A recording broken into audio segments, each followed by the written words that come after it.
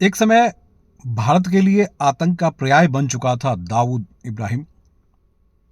उसके बारे में पाकिस्तान से बड़ी खबर आ रही है। हर जगह हर मीडिया सोर्सेज पे आपको कुछ न कुछ चीज़ें निकल के आ रही है कि उसको आतंकी को जहर दे दिया गया है। देखिए, सिर्फ आरोपी नहीं, कई मसलों में हमारे पास खासकर एमएचए या दूसरे जो सोर्सेज हैं उसे क्लियर है कि वो आतंकी घटनाओं में शामिल रहा है। तो आज वो उसे जहर दे दिया गया है। पाकिस्तान में इंटरनेट बंद कर दिए गए हैं। पाकिस्तान के कई हिस्सों में इंस्टाग्राम, यूट्यूब, तमाम सारे जो सोशल नेटवर्क हैं उस पे पाबंदी लगा दी गई है। इस तरह की चीज़ें, इस तरह की खबरें सामने आ रही है। देखिए, अभी पुष्टि नहीं हुई है दाऊद को जहर दिए जाने की खबर, तो बिल्कुल पूरे देश में फैली नहीं, पूरे विश्व में फैली हुई है। अब जानते हैं कि भाई मुंबई बम धमाके हों, दिल्ली के धमाके हों, देश के तमाम हिस्से में जो इन आतंकी घटनाओं को अंजाम दिया था उसके पीछे दाऊद इब्राहिम को ही माना गया। मुंबई बम धमाके में तो आपको याद होगा कि साइकिल हो, बसेज हो, ट्रक हो, कार हो, कोई भी ऐसी जगह नहीं बची थी, ऐसे हमारे सोर्सेज नहीं बचे थे जिसमें कि धमाका न किया गया हो और निरीह प्राणियों की मृत्यु हुई थी, मौत हुई थी। और उस धमाके के पीछे वो साजिश हुआ करता था, आतंकी घटनाएं हुआ करती थी। आज उसे जहर दे दिया गया है। टॉप सोर्सेज के मुताबिक ये लगभग तय माना जा रहा है कि वो उसकी जान अब सांसत में है। देखिए, तकरीबन 3 से 4 महीने पहले ही ये खबर आ रही थी जिसमें बताया जा रहा था कि दाऊद इब्राहिम को लेकर बड़ी खबर किसी भी दिन आ सकती है, क्योंकि हमारे टॉप सोर्सेज जो हैं वो बता रहे थे कि इस तरह की चीज़ें सामने आ रही है। क्योंकि अब दाऊद इब्राहिम पाकिस्तान के लिए भी सिरदर्द बन चुका था, क्योंकि पाकिस्तान की क्या हालत है वो आप बहुत अच्छी तरह जानते हैं। प्याज से लेकर, आम से लेकर, टमाटर से लेकर, मूंगफली से लेकर, कोई भी ऐसी चीज़ नहीं है जिसकी कीमत वहाँ भारत से कई गुना अधिक ना हो। वहाँ की जनता त्राह माम कर रही है, लेकिन आतंकियों का शरणगाह वो बना हुआ है। वहाँ के हुक्मरानों को उसी से उनकी दुकानदारी चलती है और इसे हम आप बहुत अच्छी तरह जानते हैं। अब क्या हुआ? अब अचानक ऐसा क्या हुआ कि उसे जहर दे दिया गया? तो भारत सरकार के जो टॉप सोर्सेज ये बता रहे हैं कि इसके पीछे बड़ी साजिश पाकिस्तान के जरिए ही की गई है, क्योंकि उनके लिए ये गले की हड्डी बन चुका। क्योंकि किसी वक्त ये दाऊद इब्राहिम टॉप आतंकी घटनाओं को अंजाम देने से पहले हर रणनीति तय करता था, लेकिन आज विश्व परिदृश्य में तमाम सारे बदलाव आ चुके हैं।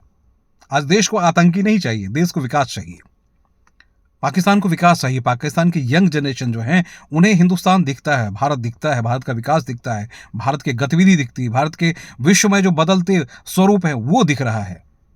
जम्मू कश्मीर की बदलते तस्वीर जो है वो अब उसके सामने है। एक वक्त ऐसा हुआ करता जहां सिर्फ और सिर्फ आतंकी घटनाओं को अंजाम देकर वहां के युवकों को वो बरगलाया करता था, लेकिन आज वहां के युवक इस कदर बदलने को तैयार हैं या बदल रहे हैं, जहां उन्हें लगता है कि मेरा भविष्य सिर्फ आतंकी घटनाएं नहीं, सिर्फ धर्म विशेष में नहीं है। धर्म हमारी जीवन शैली है, लेकिन धर्म के साथ साथ हमारा विकास होना चाहिए। नहीं, पाकिस्तान का विकास होना चाहिए। पाकिस्तान विकास नहीं कर पा रहा है। पाकिस्तान आज चाइना पे डिपेंड है, पाकिस्तान आज दूसरे कंट्री पे डिपेंड है। हाथ में भीख के कटोरी लेकर वो भटकने को मजबूर है। वहां के युवा अब ये नहीं चाहते हैं। युवा चाहते हैं कि एक नई विकास की ओर हम आगे बढ़ें। इस तरह से आतंकी घटनाओं को अंजाम देकर कभी बलूच में, कभी कहीं, कभी जम्मू कश्मीर में, जम्मू कश्मीर में तो भारत सरकार ने उनकी ऐसी नाक में दम कर दी कि अब आतंकी घुस नहीं पाते हैं। आपको याद होगा कि पिछले सप्ताह ही केंद्र सरकार ने अपनी रिपोर्ट पेश की थी पार्लियामेंट में, जिसमें एमओएस होम ने अपने जवाब में कहा था कि तकरीबन 4 साल में बहुत सारी चीजें बदल गई है। अब चीजें क्या बदली है? आतंकी घटनाएं बदलने लगी है, आतंकी घटनाएं कम हो गई है, तकरीबन 80% की कमी आई है। लोगों की जान जो जा रही थी उसमें कमी आई है। वहां विकास की गतिविधियां बढ़ी है। 50,000 से 1 लाख करोड़ का इन्वेस्टमेंट जो है वो जम्मू कश्मीर और लद्दाख में हो रहे हैं। वहाँ के युवाओं को रोजगार मिलना शुरू हो गया। तो अब जो जवाब पाकिस्तान को मिलना चाहिए था, वहाँ की आसानी जनता ही देनी शुरू कर दी है जम्मू कश्मीर की।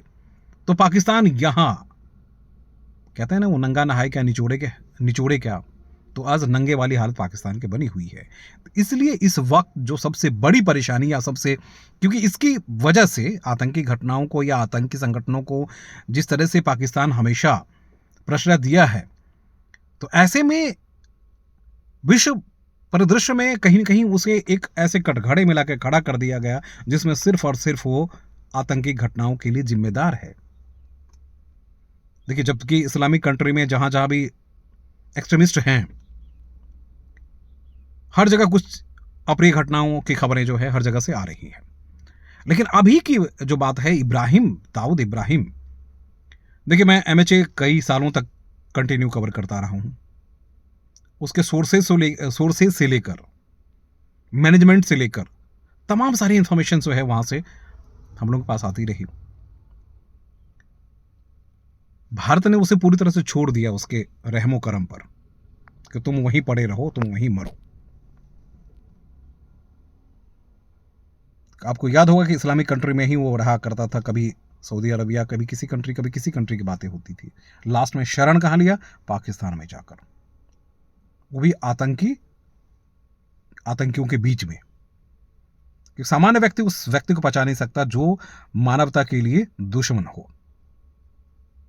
धर्म विशेष को लेकर जब आप निरीह प्राणियों की हत्या करने लगेंगे तो एक समय ऐसा आएगा जब आप उसी दुष्चक्र में फंसते चले जाएंगे। और दाऊद इब्राहिम कभी आतंक का पर्याय बना रहा हमारे देश के लिए। कई सारी मूवी बनी, आपको याद ही होगा।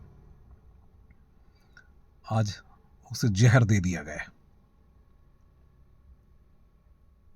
अब कब मरेगा, किस समय मरेगा, कैसे मरेगा, ये आपको खबर तो आएगी ही। आपको याद होगा कि फिलहाल कुछ महीनों में जितने टॉप आतंकी हैं, कभी उनके बेटे मारे जा रहे हैं, कभी वो खुद मारे जा रहे हैं। कनाडा में हमने देखा ही, कनाडा में क्या हुआ। खालिस्तानी नेता थे, मारे गए ना। पाकिस्तान में मसूद अजहर के बेटे मारे गए, बेटा मरा उसका। तो ये सोचिए कि अंतर्राष्ट्रीय स्तर पर भारत ने एक ऐसी रणनीति बना दी है जिसके चक्रव्यूह में अब ये आतंकी फंसते नजर आ रहे हैं। और जो भी आतंकियों को शरण देने की कोशिश करेंगे वो बर्बाद होंगे। और पाकिस्तान का आज वही हालत है कि पाकिस्तान में ही मरेगा दाऊद, ये लगभग तय हो चुका है। नमस्कार।